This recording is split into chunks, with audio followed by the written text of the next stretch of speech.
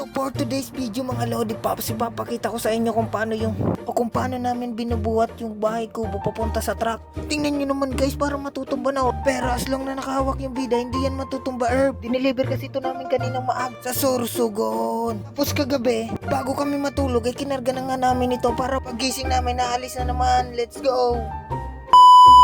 Ang unang first step nga pala namin mga boys is iuusog namin yung kubo sa likod ng truck. Ang pangalawang second step naman namin ay iaangat namin yung sa unahan para mataas namin yung paan ng kubo sa truck. Kasi naman mga herb, kung sabay-sabay namin yung bubuhatin pataas ng truck ay hindi kaya. Pero kung ako lang mag-isa, nothing is impossible with me bro. Habang tinataas nga pala namin yung kubo, unti-unti nang inaatras ni Papa yung truck man. Kailangan kasi muna namin itaas yung dalawang paa, apat pala, para balanse ba pag tinaas na. So after a few moments, naakyat na nga namin yung dalawang paa. Syempre tigil muna para magpahinga. Char, papwesto lang pala kami mga Lodi Pops. Kailangan kasi yung iba nasa taas, yung iba nasa gilid, para mataas pa talaga namin yung dalawang paa. So naghahanap pa lang yung mga ibang kasama ko ng pupwestuhan, yung komportable ba para sa kanila. After a few moments ulit, binuhat na nga namin mga bro.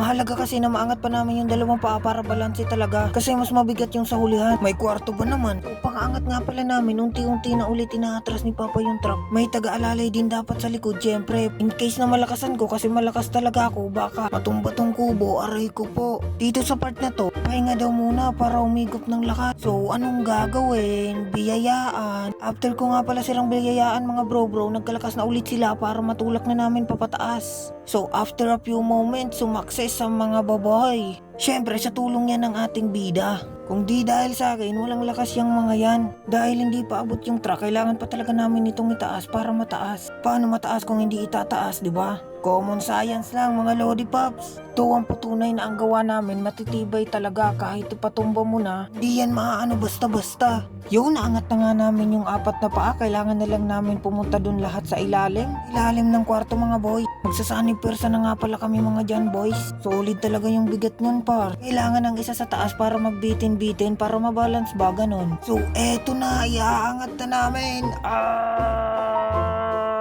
Super saiyan yarn. Char lang mga boy. Syempre sumaksis na naman kami. Iuusog na lang namin dun paunahan para ready to go na kinabukasan. Ganyan lang ka-basic magbuhat mga boys. Dito ka lang naman sa Bicol tapos nagustuhan mo tong gawa namin, punta kayo dito sa Kamalig. O i-chat nyo na lang ako mga boys. Pre-deliver lang yan kung malapit sa amin. Yung presyo nga pala depende sa size. Solid yan tol, kahit sobrang init di mo madadama kung matutulog ka dyan. Kahit magsampung jacket ka dyan, di ka pagpapawisan. Ganyan yan ka-presko boy.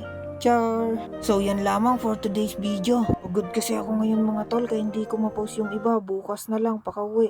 Bye bye!